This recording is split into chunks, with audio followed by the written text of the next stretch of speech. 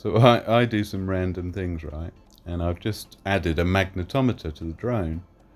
And the issue is the magnetic field. The drone is a really noisy environment. And so one of the issues is the compass is a magnetometer, and it measures the magnetic field of the Earth, and then it has an offset, a declination, to get true north, because you've got three norths going on. You got grid north, true north, and magnetic north, is it? So which north do you want? And magnetic north wobbles around a bit anyway.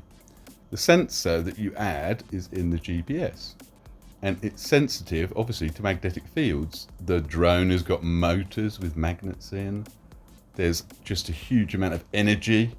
You know, you have magnetic fields. So I wanted to know if the power wires going to the battery are going to cause problems with the compass being a magnetometer. So how clever is this? So I asked it roughly what I'm going to be doing. 30 amps at 12 volts. I want to know the magnetic field, so it does that. And then I told it how big the wire was. And then it gave me two different answers. So I chose this one. So it done the field calculation, came all the way down, and then it says, impact on the magnetometer, 0.6 megatesla, how funny, is significant and could interfere with your magnetometer depending on its sensitivity. And then it says, its recommendations would be to shield the wires and increase the distance from the magnetometer as far as possible from the wire and twist the wires. How clever is all this?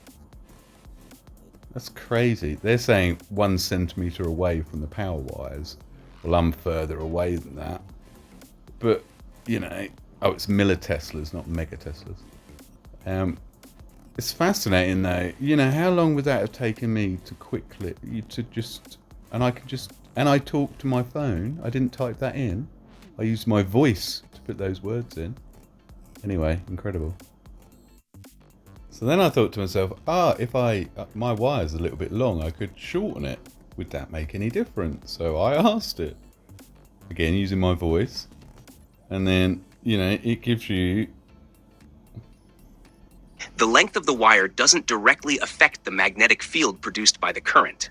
The magnetic field around a straight current carrying wire primarily depends on the current, I, and the distance, R, from the wire. Anyway, so fascinating. So I thought the wire would affect it, but it's saying no.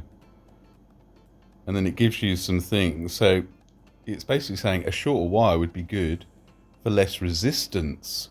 So that would be good for the drone. It'd be more powerful, and you'd have less weight. You don't, you know, if you've too much like wire, we're flying, aren't we? And then it's saying we could loop or coil the wires. Yeah, it is amazing what we can use this technology. So I'm using GPS satellites.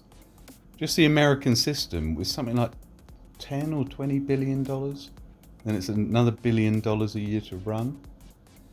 Like, that's just the American GPS. And you got Russians and the Europeans and the Chinese satellite.